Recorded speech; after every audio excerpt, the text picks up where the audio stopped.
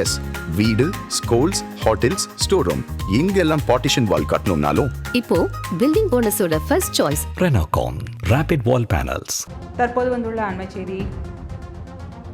திமுக ஆட்சியில் கடந்த 24 மணி நேரத்தில் நிகழ்ந்த சம்பவங்கள் தமிழ்நாட்டின் சட்டம் ஒழுங்கு பாதாள நிலைக்கு தள்ளப்பட்டுள்ளதாக அதிமுக பொதுச் செயலாளர் எடப்பாடி பழனிசாமி குற்றம் சாட்டியுள்ளார். கும்பகோணம் அருகே பட்டீஸ்வரம் பகுதியில் பள்ளி மாணவர் மோதலில் +2 மாணவர் உயிரிழந்தது. கல்விச் சூழலில் கூட வன்முறை அதிகரித்துள்ளதாக குற்றம் சாட்டினார். மயிலாடுதுறை சீர்காழியில் காய்கறி கடைக்காரர் எடை தராசால் தாக்கப்பட்டு கொல்லப்பட்ட சம்பவம் பொதுமக்கள் பாதுகாப்பு மிகவும் ஆபத்தான நிலைக்கு சென்றுவிட்டதாக தெரிவித்துள்ளார். தென்காசியில் சொத்து தகராறில் விவசாயி வெட்டி கொல்லப்பட்ட சம்பவமும் கிராமப்புற பாதுகாப்பு சீர்குலைந்திருப்பதை பிரதிபலிக்கிறது என குற்றம் சாட்டியுள்ளார். நாகர்கோவிலில் பெண் ஒருவரை பட்டப்பகலில் வழிமறித்து கொள்ளையடிக்க முயன்றது பெண்களின் பாதுகாப்பு முற்றிலும் கேள்விக்குறியாகியுள்ளதாக இபிஎஸ் விமர்சித்துள்ளார். விவசாயி, வியாபாரி, பெண்கள், இளைஞர் என யாருக்கும் பாதுகாப்பு இல்லாத இந்த அவல நிலையிலிருந்து திமுக அரசு விழித்து மீதமுள்ள காலத்தில் சட்டம் ஒழுங்கை கவனிக்க வேண்டும் என இபிஎஸ் வலியுறுத்தியுள்ளார். அண்மை செய்தியை பார்த்துக் கொண்டிருக்கிறோம்.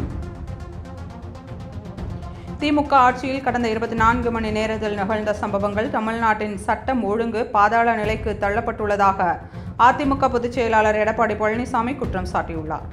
கும்பகோணம் அருகே பட்டீஸ்வரம் பகுதியில் பள்ளி மாணவர் மோதலில் +2 மாணவர் உயிரிழந்தது. கல்விச் சூழலில் கூட வன்முறை அதிகரித்துள்ளதாக குற்றம் சாட்டினார். மயிலாடுதுறை சீர்காழியில் காய்கறி கடைக்காரர் எடை தராசால் தாக்கப்பட்டு கொல்லப்பட்ட சம்பவம் பொதுமக்கள் பாதுகாப்பு மிகவும் ஆபத்தான நிலைக்கு சென்றுவிட்டதாக தெரிவித்துள்ளார். தென்காசியில் சொத்து தகராறில் விவசாயி வெட்டி கொல்லப்பட்ட சம்பவமும் கிராமப்புற பாதுகாப்பும் சீர்குலைந்திருப்பதை பிரதிபலிக்கிறது என குறிப்பிட்டுள்ளார்.